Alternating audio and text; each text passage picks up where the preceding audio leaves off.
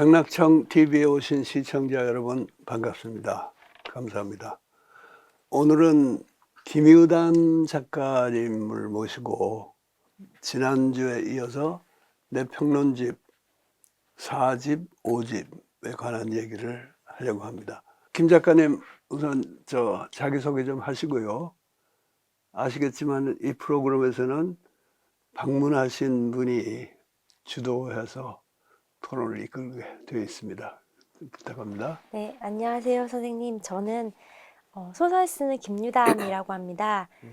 저는 이제 2016년에 서울신문 신춘문예로 데뷔를 했고요. 2020년에 탬버린이라는 첫 소설집을 냈고 그 이듬해에 이완의 자세라는 장편 소설, 그리고 또 그 이듬해에 튼콜은 사양할게요라는 장편 소설로 청춘 3부작을 창비해서 출간한 바 있어요. 오늘 이 자리에서는 그 2000년대 한국 문학의 활력과 성취라는 주제로 선생님과 공부기를 열어볼까 하는데요. 개인적으로 저에게 2000년대 한국 문학에서 가장 감명 깊게 읽은 단 한 편을 고르라면 저는 황석영 선생님의 손님을 꼽고 싶습니다. 황석영 작가님은 7, 80년대 한국 문학에서 중요한 성취를 보여주신 작가님으로 앞선 공부길에서 이미 많이 논의되신 바 있지만 그럼에도 또 손님은 2000년대 문학의 성취로서 꼭 짚고 넘어가야 될 부분이 있다고 저는 생각을 하거든요. 분단체제의 원인을 고찰하는 동시에 화해와 상생을 이제 모색해 보려는 어떤 적극적인 실천적 태도까지 저는 느껴져서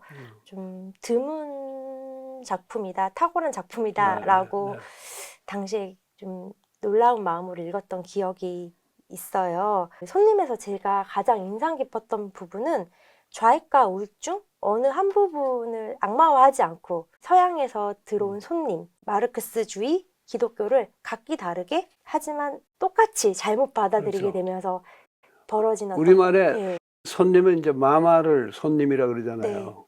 그러니까 그런 뜻도 들어있죠. 서양에서 들어온 질병 이런 뜻도 있는 것 같아요. 그래서 그 두 가지가 잘못 유입되면서 어떤 벌어지는 비극을 어떻게 보면 굉장히 잔인하기도 하고 픽진하게 그려진 소설로 굉장히 인상 깊게 읽었고 저한테 좀 많은 감명을 남겼던 작품입니다. 선생님이 저서 통일시대 한국 문학의 보람에 실린 손님론에서 그에 또 대한 깊이 있는 논평을 확인할 수 있었는데요. 저는 이 평론에서 언급하셨듯이 손님은 6.15 공동선언이라는 역사적 사건과 맥락을 또 함께 하기에 그 성취가 훨씬 더 뜻깊고 독자분들에게도 이 소설의 메시지가 굉장히 필연적이고 호소력 있게 그 당시 사회적 분위기 속에서 더 깊게 다가왔을 것 같아요. 손님이 2000년대 한국 문학의 중요한 성취라고 생각을 하고 또 내 평론이 깊이 있는 평론이라고 칭찬해 주셔서 감사한데 황석영 선생은 아까 말씀하신 대로 우리가 2집, 3집 얘기할 때 많이 나왔거든요. 그래서 이번 이제 4집, 5집 하는 말하자면 한국 문학 토론 시즌 2라고 할까? 그걸 뭐 무한정 많이 할 수는 없고 그래서 선별하다 보니까 이제 황 선생 작품이나 나의 황석영론이 빠졌는데 그 점은 내가 아쉽게 느끼고 있었는데 김유담 작가께서 그 얘기를 꺼내주셔서 아주 반갑게 생각합니다. 감사합니다. 이제 황석영 작가님의 작품이 크게 느껴졌던 것은 그 6.15 공동선언이라는 역사적 맥락이나 역사적 발전에 따라서 그 문학 작품을 이렇게 볼 수 있는 작가 선배들이 계신 반면에 오늘 이제 좀 2000년대에 들어 부각되기 시작한 배수아 작가님 이야기부터 하면 배수아 작가님은 한국 근현대사의 흐름이나 문학사의 역사적 맥락에서 어떤 위치를 차지한다라고 분명하게 좀 파악하기는 저는 어려운 좀 독특한 지점이 있는 선배 작가로 보였어요. 소설이란 장르가 보여줄 수 있는 좀 자유로움과 아름다움이란 무엇인가를 좀 많이 생각하게 해주는 작품들이었던 것 같아요. 그래서 이게 장편 소설이란 장르는 정말 소설 속에서 못 다룰 이야기가 없고 형식적인 측면에서도 다양한 실험과 변주를 포용할 수 있구나. 정말 소설이 폭이 넓다. 그런 한문 예술의 최정점이 아닐까? 이런 제가 소설가라서 그렇게 생각하는지도 모르겠습니다만은 그렇게 여길 만하다는 생각이 들었는데요. 배수아 작가의 에세이스트의 책상은 기존의 소설 문법을 답습하는 것이 아니라 소설 문학의 어떤 낯익은 모습에 대한 치열한 거부의 소산 또한 탁월한 소설이 될 수 있음을 보여주는 작품이라고 저는 개인적으로 생각합니다. 배수아 작가가 이 작품 전에도 뭐 많이 썼잖아요. 네. 후에도 쓰고. 네. 그런데 그 작품마다 뭐 우리가 우열을 가리고 또는 더 좋아하고 덜 좋아하고 하는 건 있겠지만은 유담 씨 말대로 한국 소설에 활력을 더해주고 그 가능성을 확장해준 작가인 건 틀림이 없어요. 그리고 소설의 그 무한한 가능성이랄까? 그러니까 어떤 사람들은 여전히 소설에 대해서 기존 관념을 가지고 배수아는 이거 소설이라기보다 뭐 에세이에 가깝다. 이렇게 하는 사람도 있지만은 소설이라는 게 원래 태어나기를 서구에서 근대 소설이 성립할 때 온갖 여러 장르들이 요즘 말로 이제 하이브리드가 되면서 성립한 장르 아니에요. 그래서 뭐 박지훈 같은 사람은 뭐 총체적 장르다 이런 말도 쓰고요. 그래서 그런 점에서 보면은 배수아 씨도 우리 소설의 아주 중요한 자산 중에 하나다 하는 생각입니다. 줄거리가 막 눈에 띄는 소설은 아니지만 주인공인 화자가 독일에 머무르며 자신의 독일어 선생인 M과 사랑에 빠졌다가 사랑을 잃어버리는 이야기로 음악과 문학 등 예술에 대한 회상과 상념을 위주로 총 12장으로 구성된 이 작품의 각 장은 단편적인 상념을 제시한 각각의 에세이처럼 보이기도 하는데요. 작가가 배치한 순서대로 읽어 나가다 보면 독자로서는 독특한 독서 경험을 획득했다는 느낌을 가지게 됩니다. 선생님께서도 통일시대 한국 문학의 보람이라는 책에서 소설가의 책상, 에세이스트의 책상이라는 평론에서 이 작품이 지닌 에세이적 요소를 살펴보시며 사변적 언설 자체가 해당 인물의 형상화 수단일 수 있으며 이런 언설을 작품의 일부로 삼는 포용성 자체가 장편 소설이 지닌 큰 매력이라고 서술해 주신 바 있고 그 부분이 저는 굉장히 인상적으로 다가왔는데요. 이번 방송의 주제인 활력이라는 범주에서 배수아 작가가 한국 문학에 등장하면서 불어넣은 활력을 무엇이라고 보시는지 좀 여쭤보고 내가 싶습니다. 조금 아까 이제 지금 말씀대로 뭐 일부러 시간 순서 같은 거 휘저 놓은 그런 것도 있는데 그거는 그냥 독자들을 좀 놀래키려고 그런 건 아니고 자기 나름대로 어떤 창작적인 필연적인 요구가 있어가지고 그런 거라고 생각해요. 그런데 너무 많은 독자나 뭐 독자들은 잘 모르겠습니다. 평론을 쓴 사람들을 보면은 그 기법에 좀 놀아났다 그럴까? 이게 뭐 소설도 아니다 하는 얘기도 많이 하고요. 또 서사가 없다느니 이런 얘기를 많이 하는데 스토리 순서로 쭉 배열해 보는 거는 그건 좀 유치한 읽기긴 하지만은 해보면 그게 돼요. 네. 예. 근데 그중 대목은 이게 도대체 무슨 일인가 하는 것이 이제 분명치 않은 대목이 있지만은 또 작중 인물 중에서 이제 M이라는 사람이 굉장히 중요하잖아요. 이 화자가 사랑한 사람인데 남자인지 여자인지 한동안 말이 없어요. 네. 나중에 가서 여자라는 힌트가 네. 있죠. 네. 그래서 여성 화자가 자기 애인 얘기를 한다 그렇게 생각하니까 처음에는 다 남자를 생각하게 되잖아요. 근데 알고 보니까 여자야. 동성애 관계인데 그렇다고 이 둘 사이의 성애가 이렇게 얼마나 중요했는지 네. 그런 것도 분명하지 않아요. 별로 그렇게 중요한 거 했던 것 같지는 않아요. 성애가 있었더라도 네. 아주 독특한 소설인 건 틀림이 없고 그렇게 소설 아닌 것처럼 보이면서도 사실은 소설로 우리가 인정할 수 있고 또 실제로 그렇게 읽어야지 제대로 읽히고 또 제대로 우리가 비판할 수 있는 요소들을 갖췄다는 점에서 내가 이제 제목을 달 때 소설가의 책상, 에세이스트의 책상 그렇게 달았잖아요.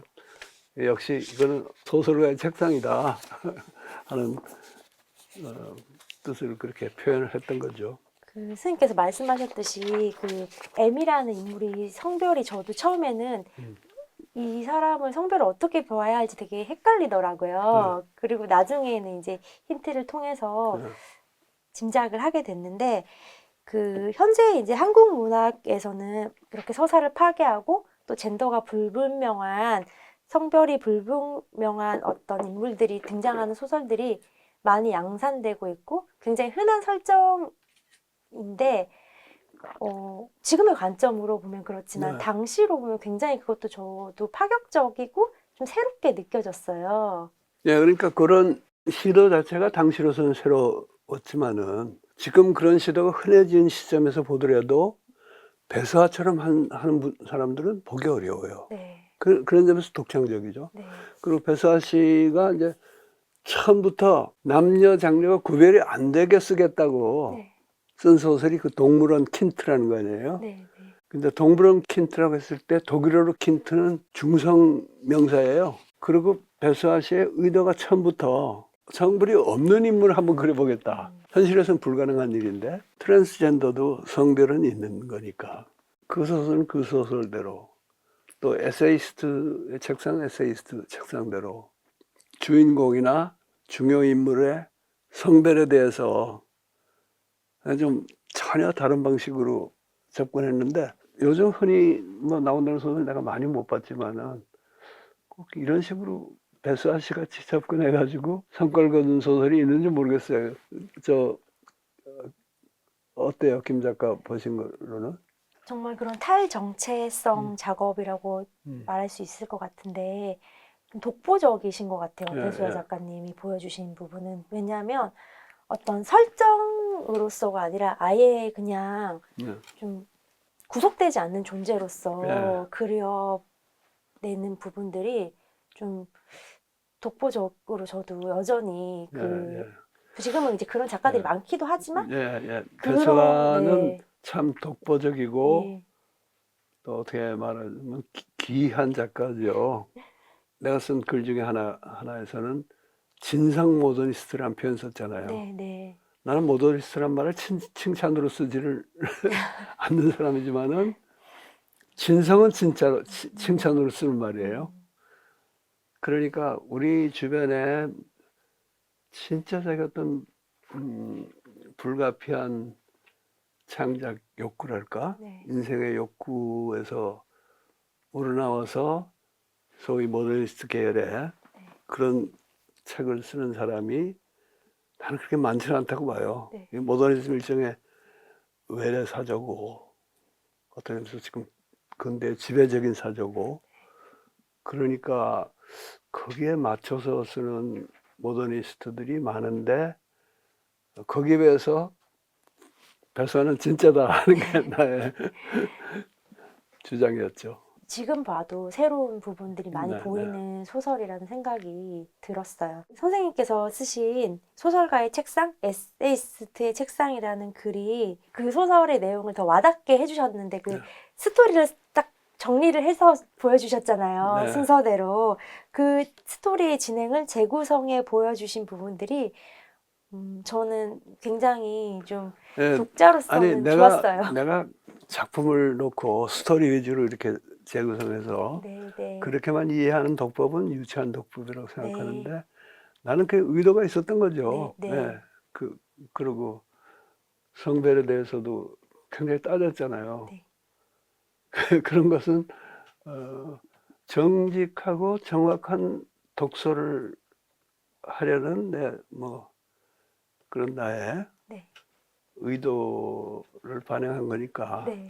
또 이 책에서 제가 굉장히 좀 이례적으로 느낀 것은 원래 선생님께서 작품론을 한 작가의 작품론을 그렇게 중점적으로 쓰시는 선생님이 아니신 걸로 알고 있는데 이례적으로 좀 배수아 작가의 작품을 중점적으로 다룬 평론이 창비적 독법과 나의 소설 읽기에서 너무나 많은 비평이 선형적 서사의 파괴를 곧바로 서사의 부재와 동일시하는 것에 문제 제기를 하셨어요. 이런 시각은 기존의 다른 배수아론과 매우 차별화되는 지점으로 저는 보였습니다. 같은 글에서 이 소설에 대해 이제 스토리가 없는 게 아니고 스토리가 있는 것이다 라고 하시면서 오히려 스토리를 알아보기 힘들 정도로 소설을 복잡하게 요리해 놓은 소설적 담론의 문제다. 이 부분에 주목해야 한다고 말씀하신 부분이 특히 인상적이었는데요.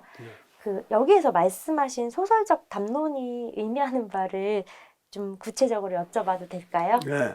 내가 배수와 관련해서 글을 2편을 쓰게 된 이유는 첫 번째 글에 대해서 반박들이 나왔어요. 네. 보통 내가 무슨 글을 써도 그거 가지고 반박하는 사람 별로 많지 않은데 창작과 비평에서 그해 여름호에 한국 장편 소설에 관한 특집을 했어요. 그 중에 하나로 내 글을 실었고 그 다음에 이어서 특집에 대한 논평들을 또 청탁해서 받았습니다. 네. 김영찬, 김명인 두 평론가가 기고를 하면서 내 배수아론에 대해서 비판을 했는데 배수아론 자체 가지고 뭐 치밀하게 따졌다기보다는 그분들이 전제한 어떤 창비적 독법이라는 게 있어요. 네. 김명인 씨 같은 사람은 그 민족문학론 계속 밀고 나가지 않고 배수아론 쓰고 뭐 하면서 이탈하느냐 하는 그런 쪽의 비판이었고 네. 김영찬 평론가는 내가 배수아론 쓴 거를 좋게 보고 여러 면에서 동의하면서도 종래의 창비적 독법의 그 틀에 얽혀 있어가지고 제대로 못 보는 게 있다 하고 했는데 창비적 독법이라는 게 뭐 창비의 편집진이나 이쪽 가까운 사람들이 공유하는 그런 독법이 있는지는 모르겠지만은 그분들이 말하는 창비적 독법을 따르는 사람이 아주 없다고는 생각 안 해요. 근데 나는 아니다 하는 게 내 주장이었거든. 나는 당신들이 말하는 그런 창비적 독법이 아니고 오히려 창비적 독법이 이러이러한 건데 제대로 못했다고 비판하는 사람이나 창비적 독법에 얽매여서 더 잘 읽어내고 못 읽어냈다고 말하는 김영찬 교수나 그분들이야말로 창비 독법에 대한 어떤 그 기성 관념을 딱 가지고 거기에 얽매여 있는 게 아닌가. 그 두 번째 글은 어떻게 보면 이제 비평에 대한 비평이에요. 반론이죠. 예, 그런 뜻이었고 거기서 이제 내가 소설적 담론이라고 할 때는 그때 담론은 비평적 담론이 아니고 언설, 더 넓은 의미의 언설을 얘기한 거예요. 그래서 소설가가 소설 쓰는 거는 소설적인 담론이 되는 거고 비평가가 쓴 비평은 비평적 담론이 되는 거고 이제 그런 건데 배수아 작품을 에세이가 아닌 소설이다.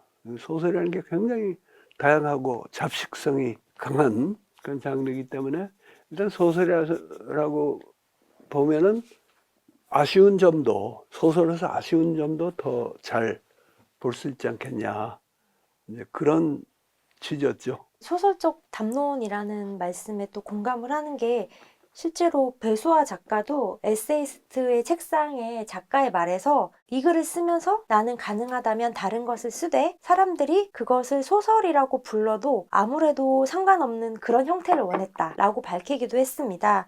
그래서 저는 이 습작의 이 소설을 읽으면서 에세이를 초과하는 것은 소설인데 소설을 초과하는 것은 또 여전히 소설이다. 네, 아주 표현을 잘하셨네. 그런 생각이 들면서 아 정말 소설이 장편 소설, 네.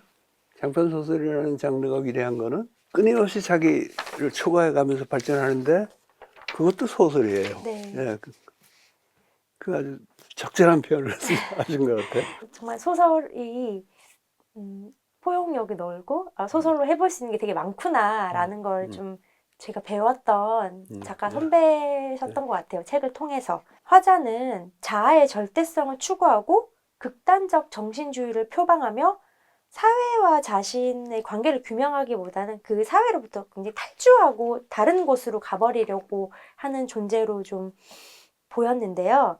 그 자체로 충족적이고 무목적적인 가치를 추구하지만 원인 불명의 정신적 탈주가 아니라 이 또한 어떻게 보면 좀 원인을 파악할 수 있는 부분이 아닐까? 이걸 조금 고민해 봐야 하는 건 아닐까라는 좀 생각이 들었어요. 왜냐하면 아예 그런 힌트가 없는 게 아니라 일방적 학교 교육 등 좀 한국 사회의 억압적 환경에서 기인한 어떤 반발심 같은 게 이 화자로부터 좀 보이거든요. 왜 학교에 가야 하는가? 학교에서 배운 것은 단지 집단에 대한 복종의 태도, 그것이 전부였다. 학교에 대한 거부감, 집단주의에 대한 맹목적인 어떤 추종에 대한 굉장한 반발심이 느껴져요.